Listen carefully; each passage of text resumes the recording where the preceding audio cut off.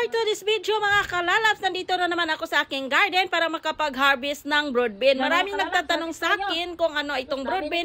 Ito po siya ay beans na malalaki ang buto. Kadalasan sa isang bunga ay may 5, 6, 4, minsan din may 3. Depende lang siya mga kalalabs, no, kung ano ba. Depende sa bunga niya.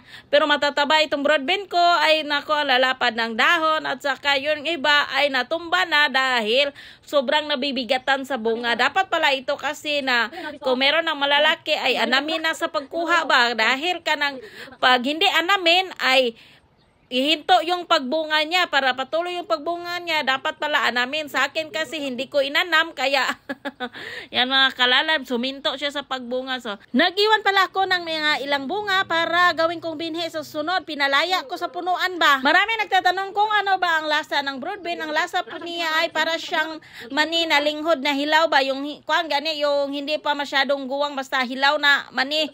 Ang masarap siya mga kalalabs, pero ngayong amoy niya ay hindi mani, beans pa din. Tinatry ko na niloto ko pati ang balat mga kalalabs, pero hindi ko nagustuhan yung lasa ng balat. Ay masarap yung buto lang talaga niya, yung seeds lang ang masarap. Pag niloto ay yung ano niya, yung ano pag yung medyo malangto niya ay pag niloto mo ay mawawala na siya. Pag ano, ito kasi mga kalalabs, pag malinghod siya ay hindi siya malangto. Pag ano na, medyo guwang-guwang ay magiging malangto siya. Pag medyo maguwang na kasi mga kalalabs ay yung lasa niya ay para na siyang ano, ipil-ipil ba? Yun, parang ipil-ipil na pag maguwang na, pero yung ano, linghod-linghod, yun, para siyang mani. Pero pag maguwang na, para talagang ipil-ipil. At saka ramdam yung ano, yung malalasan mo yung pagiging langto niya. Kung nakikita niyo ay nasarapan ako mga kalalabs kasi sanay ako sa malangto. Dahil sa amin po, ang snacks namin sa amin nung bata pa ako ay ipil-ipil. Sanay kami kasi yung ipil-ipil sa amin dati, yun po ang snack namin yung mga bata kami kasi wala kami pera pambili. Kaya pag uwi namin, ang ginagawa namin pang snacks ay bunga ng ipil-ipil. Manam lagi na mga kalalabs. Marami akong seeds na na-harvest. Ginagawa ko mga kalalabs, pinoprosen ko. Pag nagluto ako ng gulay, ay sinasali ko po yung beans. Ay masarap siya mga kalalabs kasi ano siya ba, para din siyang ano yung ano gani yung mga batong ba, yung batong pag kita nyo yung hinog na batong pag nilaga, ano ba kanang para siyang yung laman niya parang gabi yung ano ba, basta parang gabi, parang munggo ganon. Masarap siya kalalabs. Nakakatuwa talaga itong mag-harvest.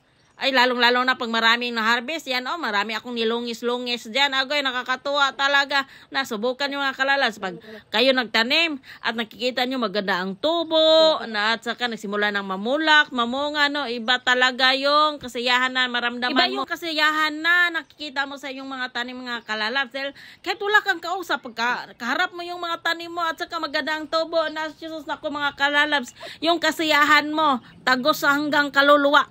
Lagi, pati yung kaluluwa mo ay masiyahan talaga sa mga nakikita. Kasi itong pagtatanim mga kalalabs, so maganda ang tubo, magandang ani, ay talagang na-inspire mo yung sarili mo. Mas gustuhin mong hala magtanim na lang araw-araw at sa garden ka na lang titira.